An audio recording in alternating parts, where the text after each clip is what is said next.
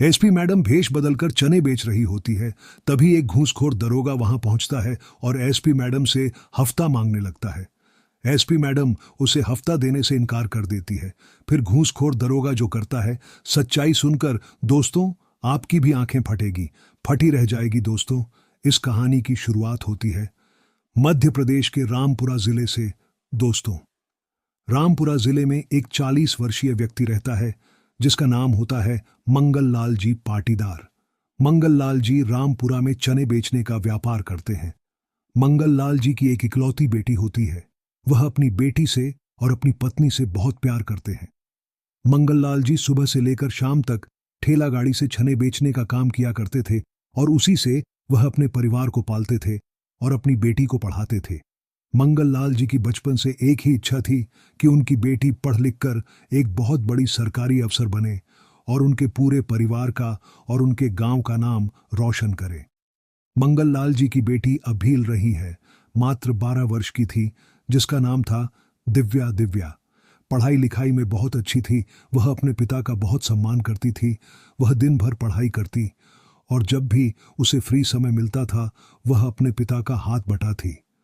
वह अपने पिता के साथ चने बेचने जाती थी और उससे जितना हो सकता था उनकी मदद करने का प्रयास करती थी। एक दिन की बात है, रविवार का दिन होता है। दिव्या के स्कूल की छुट्टी होती है और दिव्या को उस दिन पढ़ाई का कोई काम नहीं होता, तो वह मंगल लाल जी के साथ चने बेचने चली जाती है। मंगल लाल जी गांव की जो मुख्य सड़क होती है वहीं पर अपना ठेला लगा लेते हैं और दिव्या और मंगल लाल जी दोनों वहीं चने बेचने लग जाते हैं। मंगल लाल जी पर भगवान की बहुत कृपा थी। उनका व्यापार ठीक ठाक चल जाता था। उस दिन उनकी दुकान पर अच्छी खासी भीड़ थी। उनका व्यापार अच्छा चल रहा था, लेकिन जो ग्राहक उनकी दुकान पर आ रहे थे वह रोड पर गाड़ी खड़ी कर रहे थे, तो उससे ट्रैफिक थोड़ा जाम होने लगा था। तभी उधर से पुलिस की गाड़ी में एक दरोगा जा रहा होता है जिसका नाम होता है सचिन पड़ियार। जब उस दरोगा की नज़र मंगल लाल जी पर पड़ती है तो वह देखता है कि उस ठेले पर काफी ज्यादा भीड़ है और मंगल लाल जी का व्यापार बहुत अच्छा चल रहा है। सचिन एक बहुत बड़ा घूसखोर दरोगा होता है जो गरीब लोगों से रिश्वत ले लेकर अपने जेब गर्म करता है। सचिन देखता है कि मंगल लाल जी के ठेले की वजह से रोड का थोड़ा बहुत ट्रैफिक जाम हो रहा है। सचिन तुरंत अपनी गाड़ी से उतरता है और मंगल लाल जी के पास जाकर उन्हें कहता है, तूने यहां अपना ठेला क्यों लगाया? क्या तुझे दिख नहीं रहा है? यह गांव की मुख्य सड़क है। चल चुपचाप यहां से अपना ठेला हटा और चालान भर। मंगल लाल जी कहते हैं, साहब मैं रोजाना यहां ठेला लगाता हूं। आज रविवार की वजह से थोड़ी ग्राहकी ज्यादा है। आप मुझे क्षमा कर दीजिए, मैं अभी अपना ठेला साइड में कर लेता हूं, इससे ट्रैफिक में भी कोई समस्या नहीं आएगी। तभी वह घूसखोर दरोगा उन पर भड़क जाता है और कहता है, ठेला तो तुझे अलग करना ही होगा, लेकिन यहां तूने जो ट्रैफिक का नियम तोड़ा है इसका 00 का चालान तुझे अभी के अभी भरना पड़ेगा। मंगल लाल जी का व्यापार ठीक चल रहा था, लेकिन 100 हज उनके लिए बहुत बड़ी रकम थी। मंगल लाल जी उस दरोगा से माफी मांगने लगते हैं कि साहब हमें माफ कर दी, आगे से हम यहां कभी ठेला नहीं लगाएंगे। दिव्या खड़ी खड़ी यह सब घटना होते देख रही थी। वह घूसखोर दरोगा मंगल लाल जी की गरीबी पर बिल्कुल भी दया नहीं करता। वह जब उसे चालान के पैसे नहीं मिलते तो वह मंगल लाल जी के ठेले से सारे चने नीचे गिरा देता है और उनका ठेला जब्त कर लेता है और उनके दिन की कमाई भी जब्त कर लेता है और उन्हें बहुत ज्यादा खरी खोटी सुनाकर वहां से चला जाता है। मंगल लाल जी जब देखते हैं कि उनकी मेहनत का पैसा और उनकी रोजी रोटी व चने जब सड़क पर बिखर गए हैं, लोग उन पर पांव रख रख कर जा रहे हैं, अपनी गाड़ियां चढ़ाकर उस पर से निकल रहे हैं, तो मंगल लाल जी वहीं बैठकर अपने माथे पर हाथ रखकर रोने लग जाते हैं। दिव्या खड़ी खड़ी यह घटना देख रही थी और दिव्या को भी इस घटना का बहुत बड़ा सदमा लगता है। दिव्या को उस घूसखोर दरोगा पर बहुत गुस्सा आता है। वह मंगल लाल जी से कहती है, पिताजी चलिए हम थाने में चलकर किसी बड़े अफसर से इस दरोगा की शिकायत करते हैं। तभी वहां पास में खड़ा एक व्यापारी कहता है, कोई मतलब नहीं है, तुम थाने में तो क्या तुम कलेक्टर के पास भी चले जाओ, तुम इस दरोगा का कुछ नहीं बिगाड़ सकते, क्योंकि यह एक रिश्वतखोर दरोगा है जो सभी गरीबों से पैसे लेता है और बहुत सारे पुलिस वाले भी इसके साथ मिले हुए हैं। तुम इसकी रिपोर्ट लिखने जाओगे तो उल्टा यह तुमको और फंसा देगा। ये सब बातें सुन सुनकर दिव्या और मंगललाल जी पाटीदार बहुत ज्यादा डर जाते हैं। वह रोते रोते अपने घर जाते हैं, दिव्या की मां को सारी बातें बताते हैं। पूरे परिवार में बहुत ज्यादा निराशा छा जाती है क्योंकि उनका एक बहुत बड़ा नुकसान हो गया था। मंगललाल जी ने अपने कई महीनों की पूंजी को इकट्ठा कर कर वह माल भरा था जो कि वह दरोगा पूरी तरीके से नष्ट कर गया था। अब मंगललाल जी पर और उनके परिवार पर बहुत बड़ा आर्थिक संकट आ गया था। दिव्या के स्कूल की फीस भरना भी मंगललाल जी के लिए बहुत ज्यादा मुश्किल हो रहा था। मंगललाल जी अब इन सभी समस्याओं का समाधान करने के लिए एक बहुत बड़े दर पर ब्याज पर पैसा लेते हैं और थोड़ा बहुत चने का सामान भरते हैं और दिव्या के स्कूल की फीस जमा करते हैं। धीरे धीरे कर कर उनके कर्ज की जो ब्याज की दर होती है वह काफी ज्यादा बढ़ जाती है। अब मंगललाल जी पर बहुत ज्यादा दबाव बनने लगा था। कुछ गुंडे उन्हें चमकाने लगे थे। मंगललाल जी का घर से बाहर निकलना भी बहुत ज्यादा मुश्किल हो रहा था। एक समय ऐसा आता है कि मंगललाल जी अपने परिवार को लेकर रातों रात वह घर छोड़कर पास के जिले में रहने चले जाते हैं क्योंकि वह ब्याज के लिए गए पैसों को चुका नहीं पा रहे थे। अब उस दरोगा के डर से उन्होंने जगह भी बदल ली थी तो उनका व्यापार भी सही से नहीं चल रहा था। इस वजह से अब उन्हें मजबूरन वह गांव छोड़ना पड़ता है। लेकिन घर से निकलते समय मंगललाल जी दिव्या से एक ही बात कहते हैं कि हमारी जिंदगी उस दरोगा की वजह से बर्बाद हुई है। मैंने जिन जिन लोगों से कर्ज लिया है मैं कर्ज से ज्यादा ब्याज उन्हें चुका चुका हूं, फिर भी वह मुझे बहुत ज्यादा परेशान कर रहे हैं और इसी कारण हम यह गांव छोड़कर जा रहे हैं। दिव्या यह सच्चाई सुनकर और सारी घटना देखकर बहुत ज्यादा डर जाती है, लेकिन उसके मन में काफी ज्यादा गुस्सा होता है। उस दरोगा के लिए उसके मन में उस दरोगा से बदला लेने की आग बढ़ भड़क चुकी थी। बचपन में ही वह समझ चुकी थी कि उस दरोगा ने उसके पूरे परिवार की खुशियां अपने लालच के लिए छीन ली हैं। दिव्या अब यही सोचती थी कि वह किस तरीके से उस दरोगा से अपने पिताजी के अपमान का और उनकी यह स्थिति का बदला ले सकी। मनोहर मंगला जी का पूरा परिवार पास के गांव में रहने चले जाता है। वह वहां पर चने का छोटा मोटा व्यापार कर कर पुनः अपने परिवार की स्थिति ठीक करते हैं और वापस से दिव्या की पढ़ाई शुरू करवाते हैं।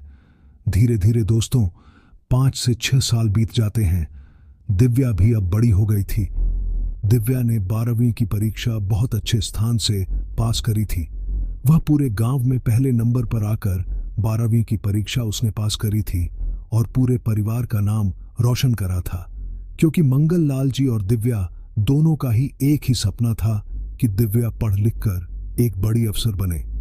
इसीलिए दिव्या सोचती है कि उसे आगे चलकर भविष्य में एक बहुत बड़ी पुलिस अफसर बनना है, तो वह 12वीं के बाद अपनी ग्रेजुएशन के साथ साथ यूपीएसएससी परीक्षा की तैयारी शुरू कर देती है।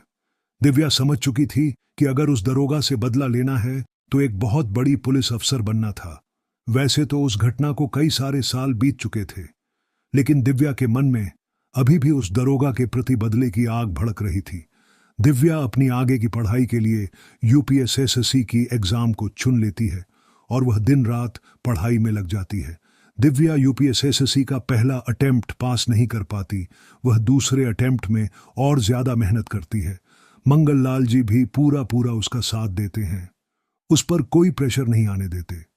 दिव्या बहुत मेहनत करती है, लेकिन वह अपना दूसरा अटेम्प्ट भी पास नहीं कर पाती। लेकिन उसके बाद दिव्या अब यह बात समझ जाती है कि यह परीक्षा इतनी आसान नहीं है। वह तीसरे अटेम्प्ट के लिए दिन रात एक कर देती है, बहुत मेहनत करती है, केवल 2 घंटे सोती है और पूरे दिन भर दिन के 2021 घंटे पढ़ाई करती है और दिव्या अपना यूपीएसएससी का तीसरा अटेम्प्ट पास कर लेती है। दिव्या अपनी प्री और मेंस दोनों ही एग्जाम बहुत अच्छे नंबर से पास करती है और कुछ महीनों बाद समय आता है उसके इंटरव्यू का। दिव्या बहुत मेहनत से अपना इंटरव्यू भी क्लियर कर लेती है और एक बड़ी आईपीएस ऑफिसर बन जाती है, क्योंकि बचपन से ही उसका पुलिस में जाने का सपना था और यह सारी मेहनत उसने अपने पिता का अपमान का बदला लेने के लिए करी थी। तो वह आगे चलकर एक आईपीएस ऑफिसर का पद चुनती है।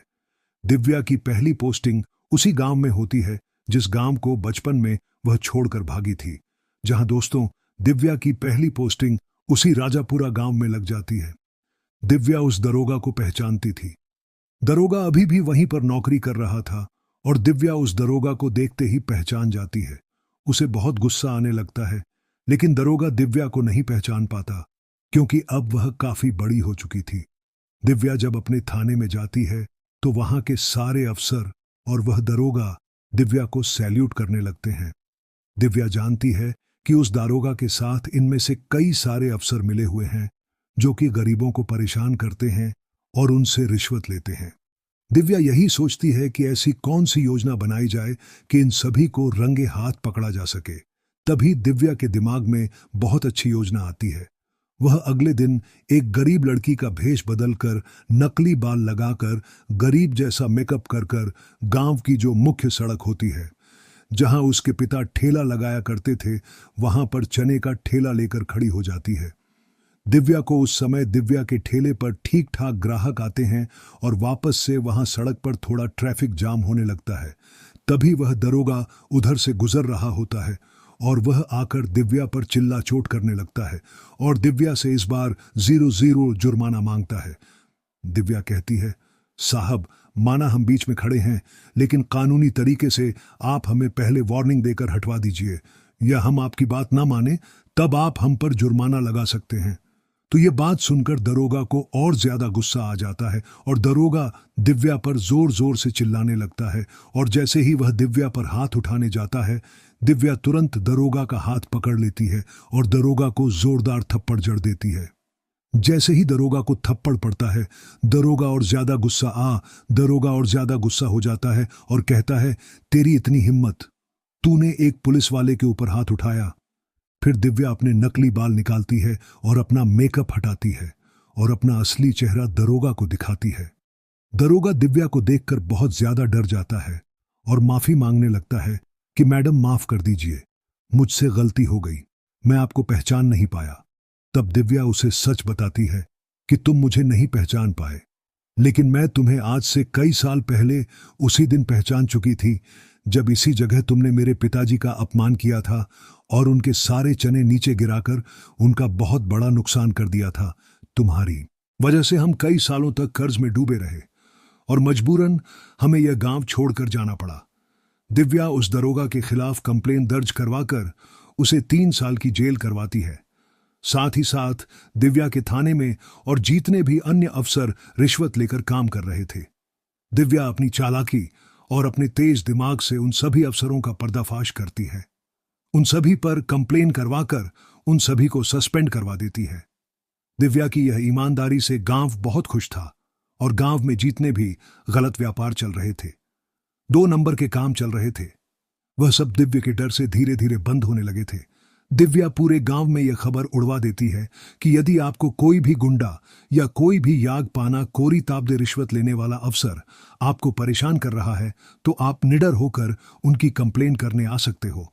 आपको किसी से डरने की या घबराने की कोई आवश्यकता नहीं है। जब गांव वालों को यह बात पता चलती है तो उनके मन से भी गुंडों को लेकर और रिश्वतखोर अफसरों को लेकर जो डर होता वह डर निकल जाता है और फिर गांव वाले भी दिव्या के पास कई सारे गुंडों की कंप्लेन लिखवाने पहुंचते हैं। फिर दिव्या उन सभी गुंडों को पकड़कर पूरे गांव का वातावरण देती है और गांव में चल रहे सभी 2 नंबर के व्यापार को समाप्त करवा देती है। दोस्तों, आपको दिव्या की यह हिम्मत कैसी लगी? अपने पिता का अपमान का बदला लेने के लिए उसने इतनी मेहनत करी।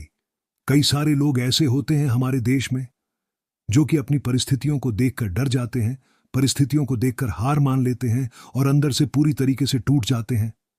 लेकिन दिव्या ने परिस्थितियों से भागने के बजाय, डरने के बजाय उनसे लड़ना सही समझा और उन परिस्थितियों का सामना करना सही समझा और उसी वजह से आज वह अपने पिता का अपमान का बदला ले पाई और शहर से गुंडागर्दी थी जो गलत तरीके से रिश्वत वसूली जा रही थी, हफ्ता वसूली हो रही थी, वह भी दिव्या समाप्त करवा देती है और अपने पूरे गांव का माहौल सही करवा देती है।